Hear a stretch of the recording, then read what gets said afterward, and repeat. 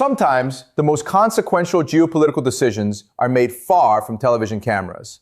No dramatic speeches, no declaration of war, no missile launches.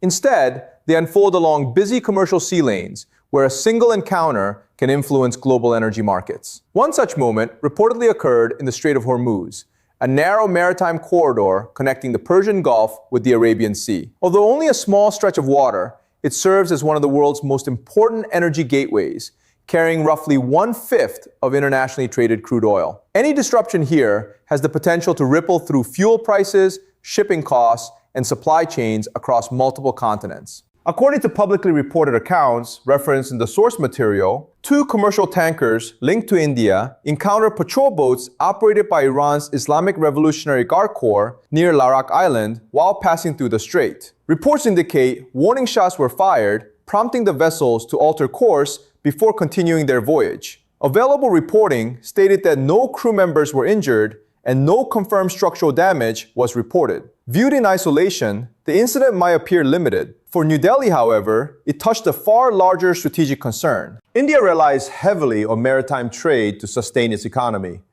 A significant share of its imported crude oil travels through the Strait of Hormuz before reaching Indian ports. Any sustained interruption to this route could affect fuel availability, industrial production, transportation costs, inflation, and overall economic stability. Protecting these shipping lanes is therefore closely connected to India's national security and economic resilience. What made the situation particularly sensitive was its diplomatic context.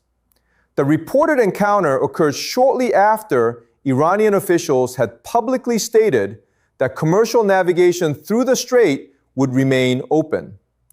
Although different reports describe aspects of the incident differently, the event immediately focused attention on the safety of Indian merchant vessels operating in one of the world's busiest maritime corridors. Many observers expected a forceful military reaction. India chose a different course. Rather than responding with escalation, New Delhi combined diplomacy with practical maritime security measures. Indian officials formally conveyed their concerns to Iran, while simultaneously increasing protection for commercial shipping operating in nearby waters. Those initial decisions signaled that India's priority was neither confrontation nor retreat. It was safeguarding national interests without allowing a regional crisis to dictate its foreign policy. Military strength is often measured by the ability to project force, but in today's interconnected world, another capability is becoming equally important: the ability to secure trade without turning every crisis into a battlefield. That is the broader significance of India's response. Instead of joining an international naval coalition, New Delhi opted to strengthen its own maritime presence. Publicly available reporting referenced in the source material describes Indian naval vessels operating near the Gulf of Oman, providing protection and coordination for merchant shipping while seeking to avoid unnecessary escalation.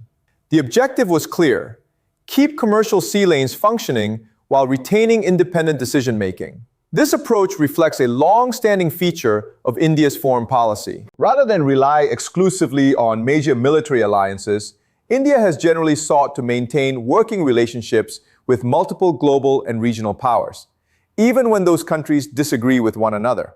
That flexibility allows New Delhi to pursue its own security priorities without automatically becoming part of every geopolitical confrontation. The reported events near the Strait of Hormuz demonstrated how that philosophy is being applied in practice. By increasing naval patrols while continuing diplomatic engagement, India sought to reassure its shipping industry without sending a signal that it intended to enter a wider regional conflict. It was a calibrated response focused on protecting commerce rather than expanding military tensions.